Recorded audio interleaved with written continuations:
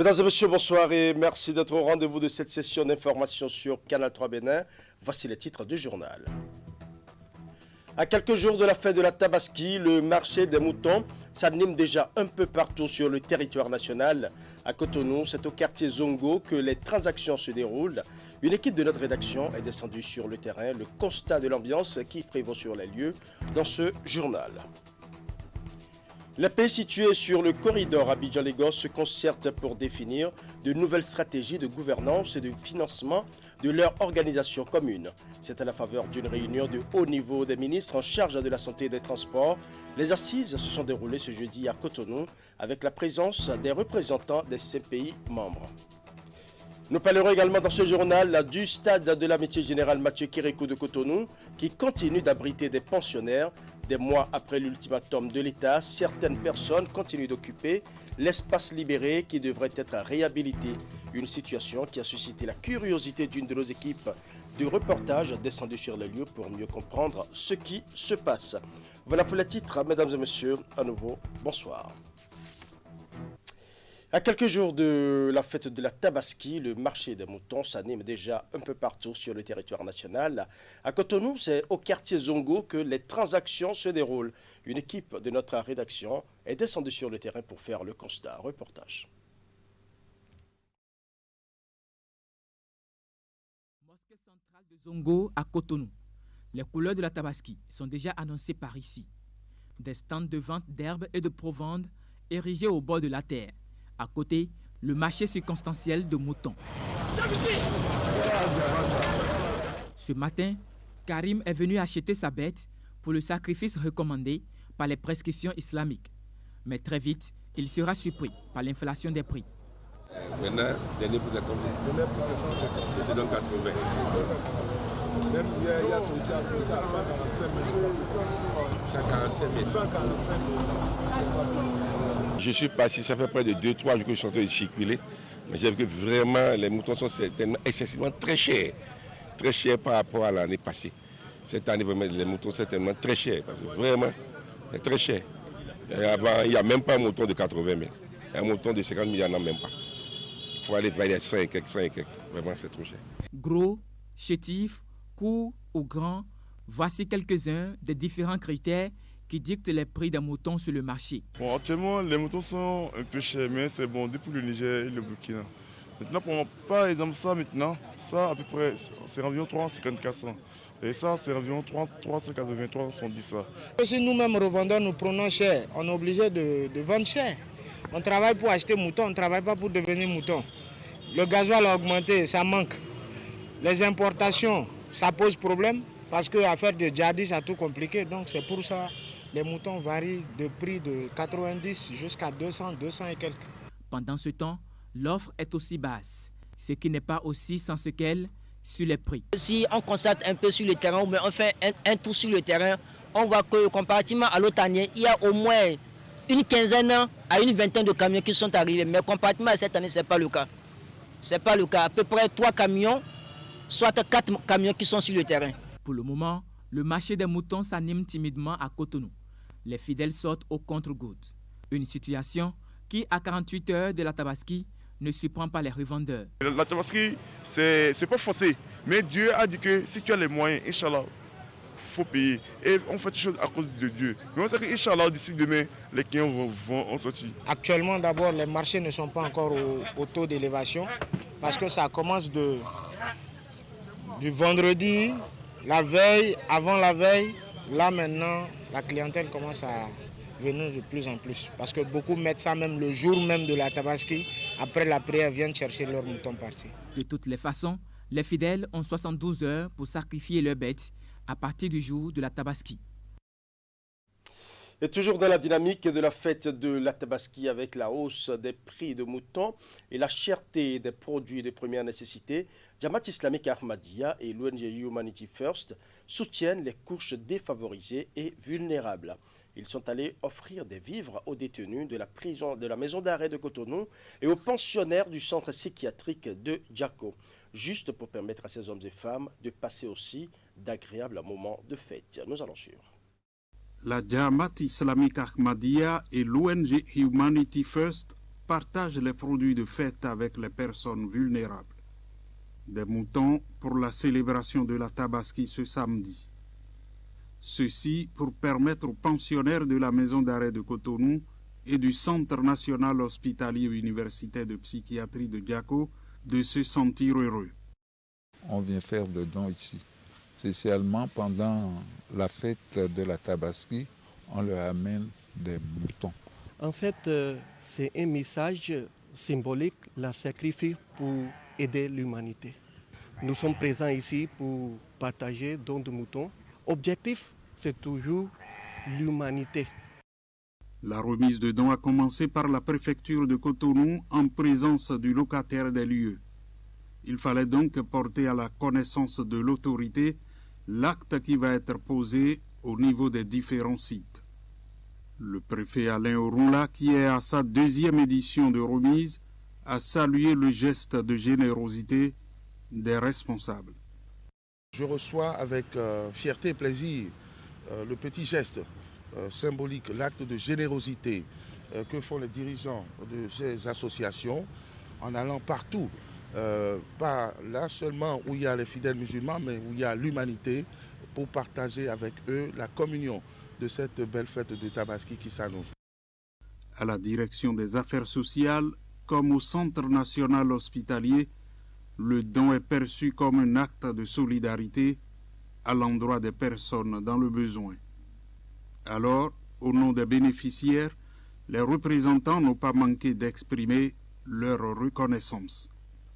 Nous voudrions, au nom de Madame le ministre des Affaires sociales de la microfinance, remercier la communauté islamique Ahmadiyya et en partenariat avec l'ONG Humanity First qui ont bien voulu nous accorder une attention en cette occasion de la Tabaski dans quelques jours.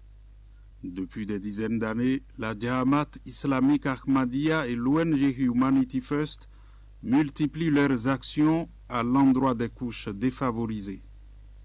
Ils interviennent dans plusieurs domaines, dont le forage, la santé, l'alimentation.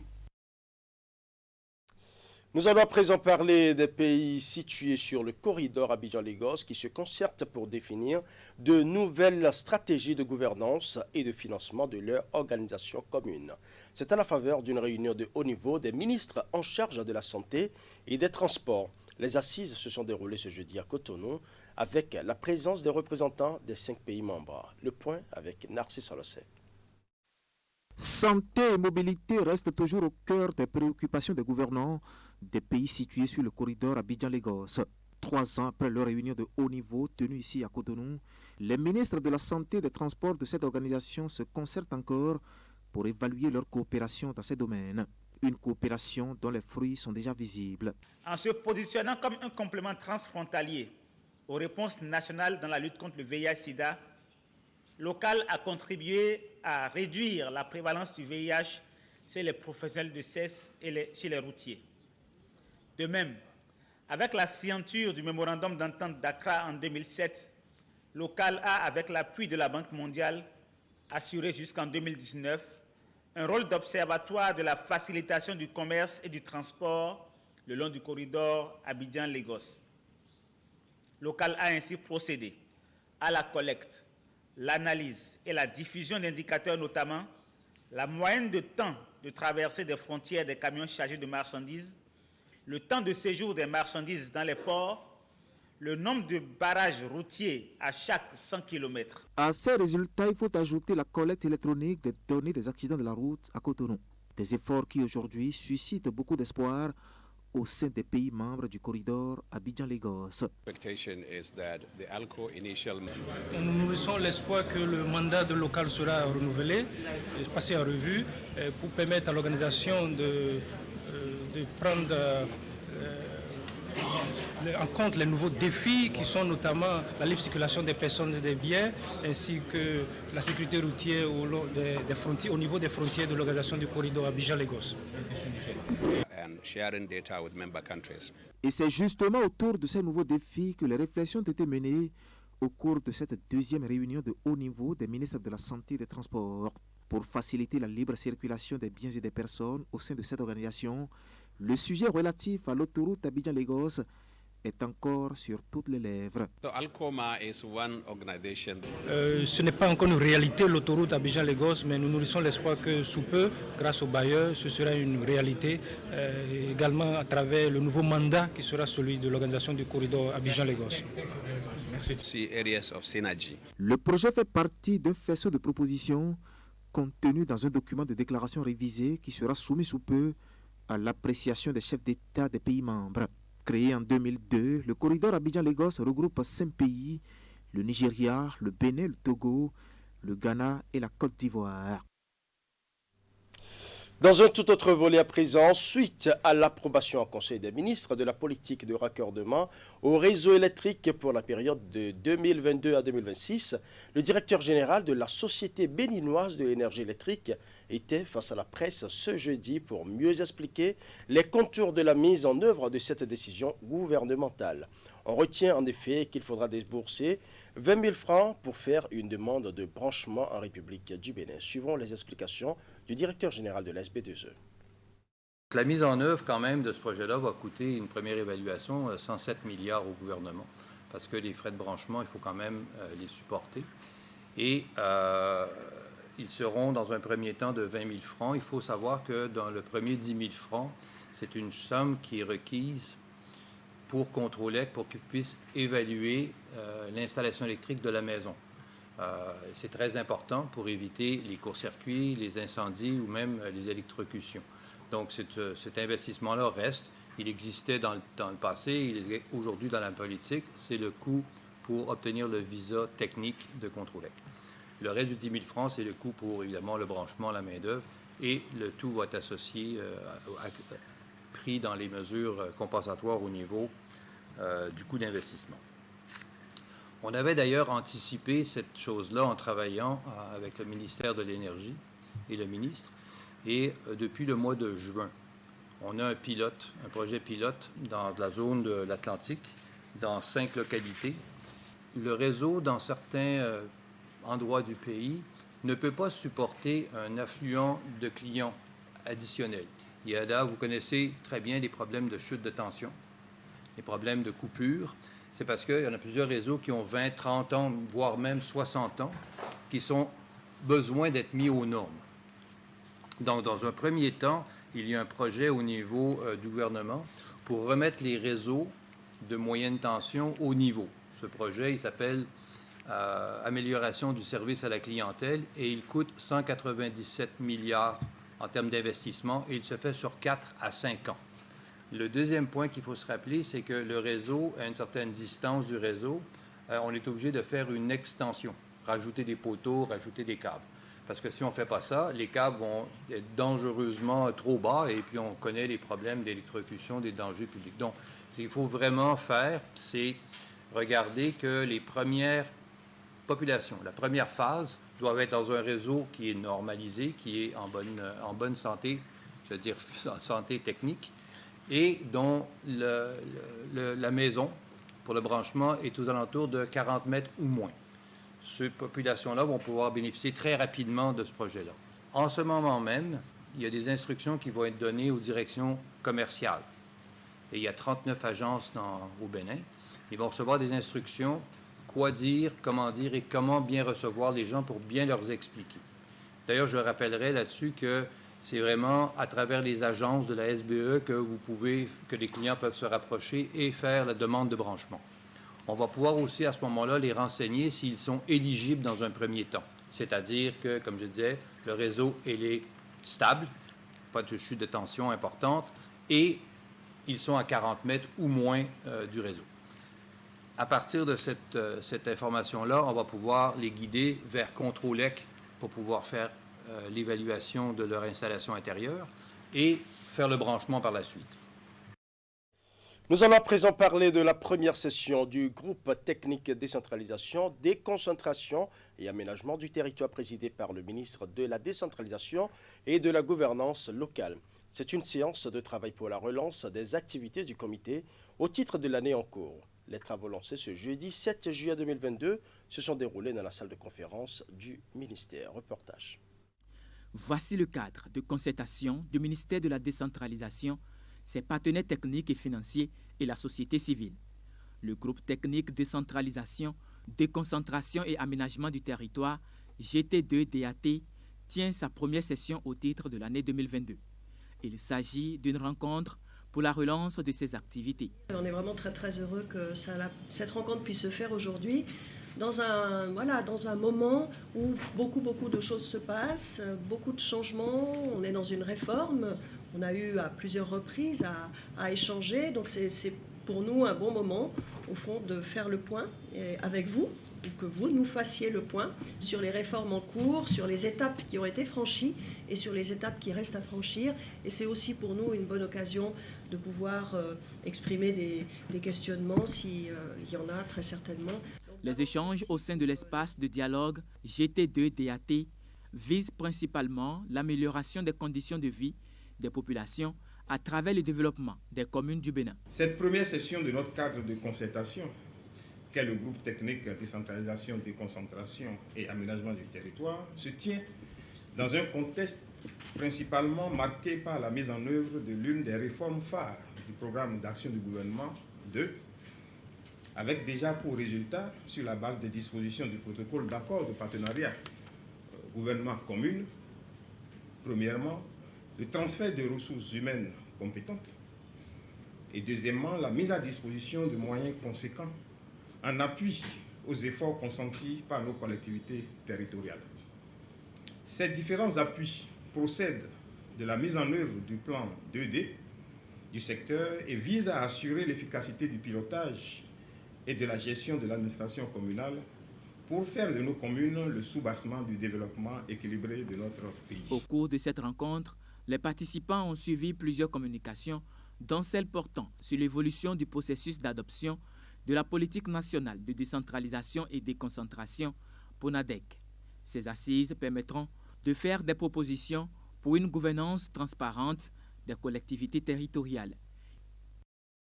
Alors présent dans le département du Mono et plus précisément à Grand Popo qui a abrité du 4 au 6 juillet 2022 un atelier de co-conception des programmes d'accompagnement dédiés aux femmes entrepreneurs. Organisé à travers le projet DigiBoost, cet atelier les structures d'accompagnement à l'entrepreneuriat innovant et des femmes entrepreneurs. L'objectif de cet atelier est de concevoir un programme qui répond et qui s'adapte aux réalités des femmes entrepreneurs. Nous allons suivre. Bonne nouvelle pour les femmes entrepreneurs. Grâce à cet atelier qui s'est déroulé sur 3 jours à la station balnéaire de Grand Popo, elles ont désormais à portée de main des programmes d'accompagnement, des programmes fruits d'une co-conception. Cette rencontre qui a réuni plusieurs structures d'accompagnement à l'entrepreneuriat innovant, SAEI, est venue répondre aux besoins des femmes entrepreneurs et s'adapte à leur réalité. L'atelier est organisé au titre du projet DigiBoost. Ce programme de DigiBoost qui consiste à élaborer le plan d'accompagnement des SAEI aux femmes entrepreneurs. Moi, je trouve que c'est un très bon programme. Et ce que j'ai beaucoup plus apprécié est qu'on nous a impliqué, nos femmes entrepreneurs, à la construction de ce programme d'accompagnement. Nous avons davantage reçu des informations sur les spécificités d'un programme qui s'adapte aux femmes et qui font de ces femmes peut-être des chefs d'entreprise, sûrement des capitaines d'industrie de demain. Donc du coup, on a regardé sur tous les plans, c'est-à-dire que ce soit sur le plan de la motivation personnelle, sur le plan de la gestion du couple et de l'entrepreneuriat, c'est pas facile, sur la gestion de la communication, sur la gestion des métiers, dites métiers d'hommes, et que les femmes aussi peuvent faire, sur la gestion de tout ce qu'on peut appeler aujourd'hui des spécificités apportées à l'entrepreneuriat féminin. On a été outillé là-dessus, on a démêlé le vrai du faux, on a amené de l'eau aux sources des femmes entrepreneurs qui sont ici présentes avec nous. Et désormais, on est sûr qu'après ces 72 heures, on a la capacité de dire que les femmes qui sont ici avec nous sont outillées pour se rendre compte désormais qu'elles ont les mêmes potentialités que les hommes pour créer des entreprises, pour les faire développer et pour devenir de vrais capitaines d'industrie. Le projet DigiBoost est mis en œuvre par l'Agence belge de développement. Enabel est financé par l'Union européenne. Son ambition est de soutenir le secteur du numérique au Bénin. Nous avons remarqué que dans nos structures d'accompagnement, la plupart ne disposent pas d'un programme d'accompagnement dédié à la femme, dédié aux femmes entrepreneurs. Et donc, nous avons fait une étude qui a pu évaluer, qui a fait une évaluation et un diagnostic de ces programmes au sein des structures d'accompagnement qui sont bénéficiaires du projet. Et on a remarqué qu'il y a, après l'analyse des forces et faiblesses et opportunités, nous avons beaucoup de choses à faire et c'est dans ce cadre qu'on est venu ici. Le projet DigiBoost a comme partenaire de mise en œuvre le ministère du numérique et de la digitalisation. Encore des occupants autour de l'esplanade du stade de l'Amitié Générale Mathieu Kérékou de Cotonou. Des mois après l'ultimatum de l'État, certaines personnes continuent d'occuper l'espace libéré en attente d'être réhabilitées. Une situation qui a suscité la curiosité d'une de nos équipes descendues sur les lieux pour mieux comprendre ce qui se passe. Voici le reportage signé Narcisse Alossé. L'esplanade du stade de l'Amitié Générale Mathieu Kérékou de Cotonou, des mois après l'ultimatum du gouvernement qui demandait aux tenanciers des boutiques, bars et restaurants de débarrasser le plancher. À côté des boutiques défigurées dont les occupants ont préféré se plier aux injonctions de l'État, il y a de la résistance. Des commerces qui y sont visibles et à la vue de notre équipe de reportage, des comportements qui prouvent la posture de l'illégalité. Encore une bonne demi-douzaine de boutiques s'ouvrent ici quotidiennement et accueillent de la clientèle. Leurs tenanciers ont-ils reçu l'autorisation spéciale pour continuer leurs activités ou bravent-ils la décision du gouvernement? Nous sommes encore là parce que comme les gradins ne sont pas encore arrivés, c'est pourquoi nous sommes encore là. Notre patron a décidé de rester un peu pour le moment, en attendant que les choses arrivent, les gradins arrivent. Donc ce n'est pas un entêtement? Non, ce n'est pas un entêtement. Si les gradins arrivent aujourd'hui, maintenant on quitte aujourd'hui aussi. Pour la dissuasion, ils n'attendent que le déploiement des bulldozers. Une attitude aux allures d'incrédulité qui pour le moment profite à ses occupants. Sans taxes ni impôts à payer, ils continuent d'accroître leur chiffre d'affaires. Et ceci jusqu'au jour où le visiteur indésirable débarquera pour les travaux de réhabilitation annoncés autour du stade. Une autre décision gouvernementale, la régulation du bruit au Bénin, désormais actualisée. Les nouvelles dispositions suscitent diverses réactions chez les gérants d'activités génératrices de revenus. Dans la plupart des cas, ils sont bien conscients de la nécessité d'une régulation, mais ils implorent un allègement. Reportage. Plus personne n'a le droit d'émettre du bruit au-delà de 70 décibels à l'intérieur des édifices et 60 décibels dans les zones agglomérées. Par ces nouvelles dispositions mettant à jour la mesure de réglementation de l'émission du bruit au Bénin, le gouvernement vise à réguler la pollution sonore. Les causes sont claires, les plaintes sont nombreuses et les acteurs les comprennent. Les voisins, ceux qui peut-être sont en réunion chez eux ou bien ils sont indisposés, les bruits de nos machines les gênent.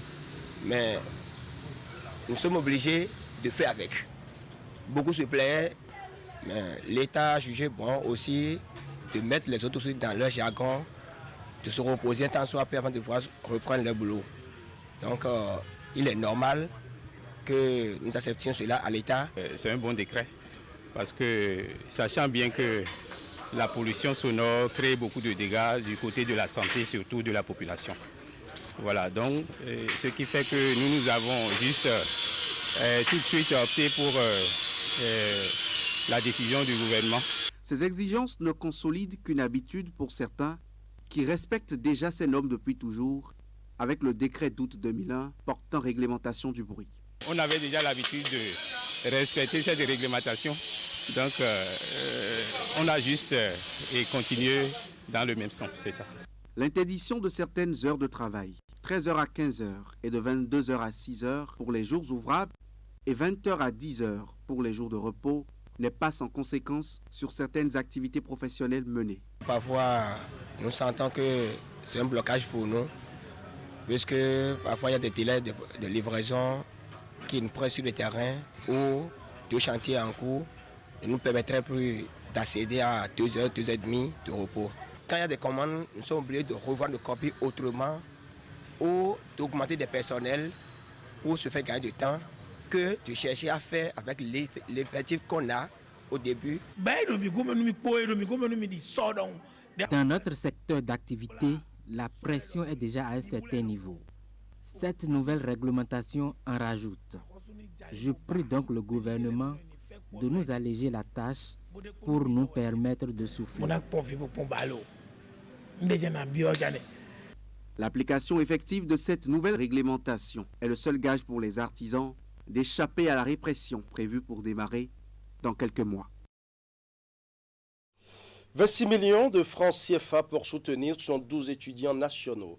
C'est un geste de générosité de l'organisation internationale Direct Aid qui sacrifie une fois encore à la tradition de ses œuvres sociales.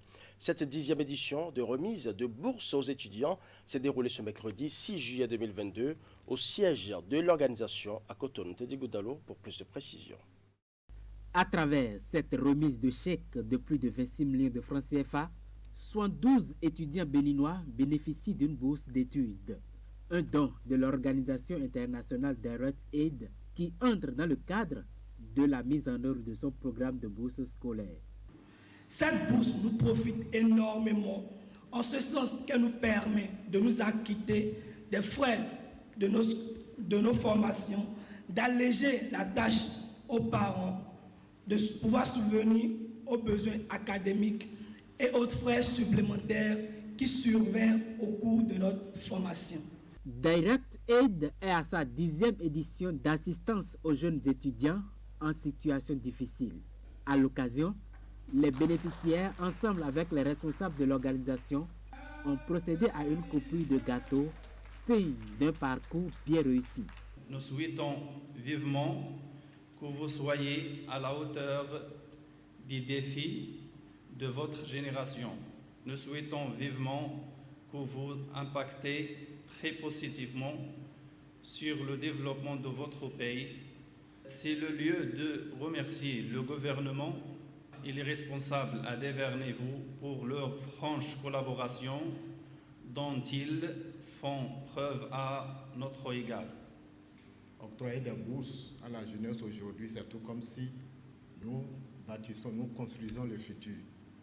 Puisque aujourd'hui n'est pas facile à tous nos enfants d'aller étudier aisément à l'université, sans moyens. Et cet appui qu'ils apportent à notre jeunesse, qui est à la hauteur de 26 millions, qui n'est pas peu, pour 72 apprenants, je pense que vraiment c'est une œuvre qu'on doit vraiment saluer. Et au nom de mon université, nous saluons vraiment cette œuvre-là, cette initiative. Direct Aid opère au Bénin depuis 1987. Elle a pour mission d'accompagner les gouvernements africains dans la mise en œuvre de leurs politiques de lutte contre la pauvreté. La santé, le social, l'hydraulique constituent bien d'autres secteurs dans lesquels intervient l'organisation. Ainsi se referme ce journal que je vous remercie d'avoir suivi. Tout le plaisir était pour moi de rester en votre compagnie. Bonne soirée à chacun et à tous.